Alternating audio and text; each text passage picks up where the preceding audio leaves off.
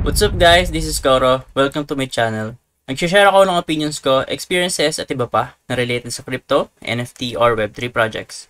I'm a part of Marites Gaming Guild and Zen Talpakan Guild, mga community na tumutulong para ma-educate ang mga tao about crypto and investing.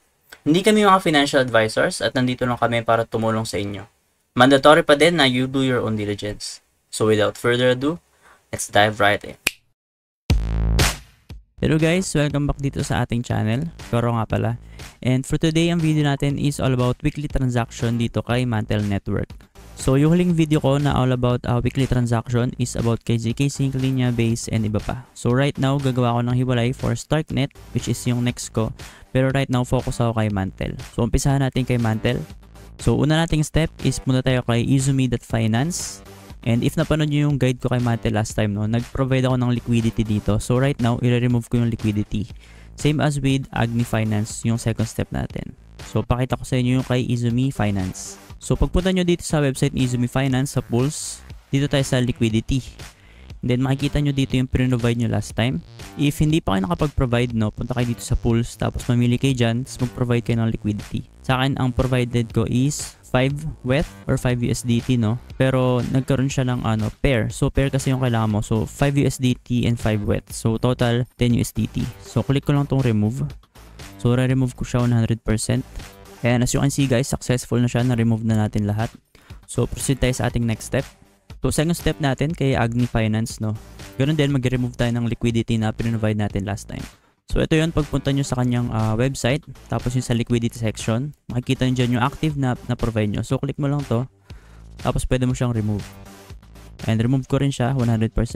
So after natin mag-remove ng liquidity sa dalawa na to, next step natin is kay TimeSwap. So last time, yung sa guide ko is nag-provide ako or nag-lend ako dito ng USDT. Ngayon naalisin ko yung nilend ko or yung nilend ko na USDT. So yan, pagpunta mo dito kay TimeSwap sa website niya, mapupunta ka dito sa markets. And last time nag-provide ako dito. So click ko tong lend, tapos makikita ko yung available na lend position ko. So right now hindi siya nababasa. So refresh mo lang siya. So dapat mababasa yung lend positions mo dito. So yan, so you can see meron akong isa, So pwede ko siya i-close. Ayan, ko-close ko lang siya. Tapos approve ko. Ayan, as you can see guys, successful na yung claiming natin and na-close na natin yung lend position natin. So for our next step, gagamit tayo ng Symbiosis Finance and ang gagawin natin yung mga USDT na na-remove natin dito sa mga first 3 steps natin is gagawin natin siyang MNT, and then yung ETH natin, gagawin natin siyang MNT din. So USDT and Ethereum, papuntang MNT. So you can see guys, ito si Symbiosis Finance and ayun nga, gagawin natin USDT, papuntang MNT. So pareha siya na kay Mantle Network. So dito kasi pwede ka mamili ng network, pwedeng Arbitrum galing, tapos Ethereum papunta Mantle. So right now gagawin ko Mantle USDT and then Mantle MNT. So mamax ko lang siya, tapos click ko tong swap. Ayan, as you can see, tapos na siya. Mabilis lang yung process niya, So ayan, naging 48 na yung MNT ko. And guys, paalala ko lang yung gas fee dito sa Mantle Network is MNT. So unlike do sa iba na Ethereum yung ginagamit for gas fee, dito is MNT token. So next natin guys, yung Ethereum naman natin dito sa Mantle Network, gagawin natin siyang MNT token. So swap ko lang din to. Yan guys, tapos na, meron tayong 68 MNT. So pwede tayo mag-proceed sa ating next step. So for our next step, gagamit tayo ng Galador. And yung swap natin yung MNT natin or WMNT, papunta naman siyang USDC. So as you can see, ito yung website ni Galador and tatlo na yung currency dito guys, WMNT, USDC, tsaka USDT. So sa atin, sa swap natin yung MNT natin or WMNT, papuntang USDC. So guys, hindi nyo to pwedeng i-max kasi pag minax nyo siya, wala ka matitirang pang gas fee. Tandaan nyo guys, ang gas fee dito is MNT. So instead na 68, gawin ko siyang 60 lang. And then click ko tong swap. So mabilis lang dito kay Mantle, tapos yung transaction, as you can see, meron tayong balance sa USDC. Pwede tayo mag-proceed sa ating next step. So for our next step guys, yung USDC natin, gagawin natin siyang WETH or ETH. Actually guys, ang gagamitin ko sana originally is Rax.1, pero wala silang liquidity. Same as with FusionX, wala rin silang liquidity, so hindi ako makapag-swap. So ang gagamitin natin ulit is si Symbiosis. So dagdag transaction lang naman to. Pero ang pangit kasi dito is same contract yung baka ma-interact natin. So sayang sana kung ibang DeFi naman sana yung magagamit natin. Siguro next time, pag may mga liquidity na sila, gamitin natin sila. Pero right now, para makapag-proceed tayo sa mga steps natin, gagamitin ulit natin si Symbiosis. So kahit pa paano, dagdag transaction pa rin naman to, no? Kahit same contract lang yung ating i-interact. And guys, as you can see, nandito ulit tayo kay Symbiosis Finance. And yun nga, iswap natin yung USDC natin dito sa Mantle papuntang ETH or WETH token dito rin sa Mantle Network. So, na-approve ko na siya. So, click ko na tong swap.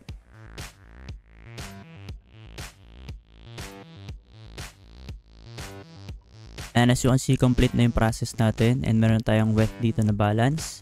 And then, pwede tayo mag-proceed sa ating next step. So, for next step, gagamit tayo ng Lendl.xyz. So, gagawin natin, magsusupply tayo ng WETH token or Ethereum. As you can see guys, ito yung kanilang website. And gagawin mo lang, kukonect ka lang.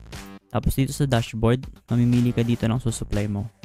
So, sa akin kasi, sa steps ko, nilagay ko is WETH yung susupply ko. Siguro, sa susunod na mga interaction natin, magpo-provide naman tayo ng iba't ibang token like USDC, USDT, and WMNT. So, para ibang contract naman yung ma-interact natin.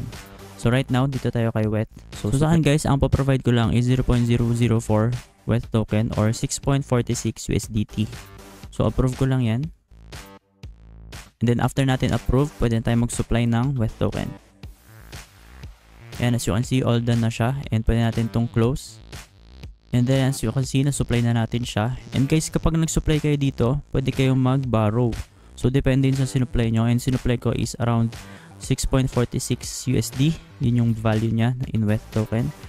Tapos, pwede akong mag-borrow ng around 4.20 USDC or WETH token na around 4.20 rin, no? So, pwede kong click yung borrow, tapos mag-borrow ako. Pero, hindi ko muna siya gagawin. So, next time na siya for additional transaction. So, kung ayaw nyo mag-borrow, pwede rin kayo mag-withdraw. So, pwede siyang paikuikutin. Ang gawin nyo is, provide kayo, baborrow kayo, ipipay nyo, tapos, tatanggalin nyo yung supply nyo, so mag-supply ulit kayo. So, paulit-ulit lang na cycle. So, ako right now dito kay Lendl, yun lang yung step ko. So, gagawin ko lang is, nag-provide lang ako. Tapos, next time, ang gagawin ko is, borrow siguro. Tapos, pay, tapos withdraw. So, yun guys, tapos tayo kay Lendl. Nakapag-supply na tayo ng WETH token and babalikan natin siya sa mga susunod nating weeks. So, for our next step, mamimint tayo ng NFT and then i-bridge natin siya gamit tong power.omnibase.xyz and papakita ko siya sa inyo. So, you see guys, pagka nandito na kayo sa website nila, ang default na chain is Arbitrum Nova. So, click nyo lang tong Mantle. And then, yan, pwede kayo mag-mint free mint plus 0.82 Mantle platform fee. So, click natin tong mint. And then, magbabayad tayo ng transaction fee or ng platform fee. So, yan, no, as you can see, after natin mag-mint, meron nakalagay dito na you hold one NFT. So, meaning pwede ka pang mag-mint ulit. So, madadagdagan siya dito. So, pwede mo select yung NFT mo like ito. Yung NFT natin is nasa Mantle. And then, pwede mo siyang bridge sa ibang network. So, right now, Mantle to papuntang ZK Era. Hindi siya pwede. Can't bridge from Mantle to ZK Era right now. Try natin pumili ng iba. So, Linya, try natin. So, sa Linya, pwede rin. And then, may bayad na Mantle token para mag-bridge. So, 2.19. So, kasya naman yung Mantle token natin. So, click natin yung bridge. So, as you can see, no, nagpa-process na siya. And siguro hintayin lang natin yan. And as you can see, bridge successfully na tayo. So, guys, kapag nagawa nyo to, meron siyang additional na I think 3 transactions, no? So, una, mag-mint ka. Yun, 1 transaction na yun. Next is mag-bridge ka. So, 2 transaction. So, yung isa pa niyang transaction ay dagdag kay layer 0. Kasi pag nag-bridge ka dito, ang gamit niyang technology is from layer 0. Medyo patapos na tayo. So, next natin is itong snapshot.org. So, gagawin lang natin dito, mag-check tayo ng proposal and then mag-vote tayo. And guys, kapag hindi kayo maka-vote, please check nyo muna yung una kong guide about kay Mantle Network kasi nandun nakalagay yung step kung paano kayo makakapag-vote. Kasi right now, kung hindi pa na gagawa yun or hindi pa na-check, hindi ka makapag-vote kasi wala kang voting power. As you can see, ito yung kanilang website. Kukonect ka lang, tapos makikita mo yung mga available. So right now, naka-close pa siya lahat and wala pang available for voting. So hintayin mo lang siya dyan kasi magkakaroon din yan sa susunod, no? And kapag nagkaroon na ng available, so mag-vote ka. So as much as possible, mag-vote ka dito.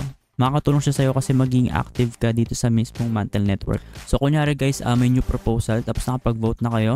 Ano ba yung next natin gagawin? So gagawin natin next is revisit nyo yung journey nyo and continue yung accumulating ng miles. So papakita ko sa inyo. So ito yung link ni journey, no? journey.mantle.xyz and then dun sa mismong user profile mo. And as you can see guys, 500 pa lang yung miles ko. If ever nag-transact kayo tapos hindi siya nakakount sa miles nyo, hintayin nyo lang siya kasi minsan matagal siya mag-update yung miles. Minsan umabot siya ng 12 hours. Or minsan 1 day pa nga. Depende na lang kay Mantle, no? And isa nyo pang i-check is itong website na to which is yung Mantle Journey Miles Guide.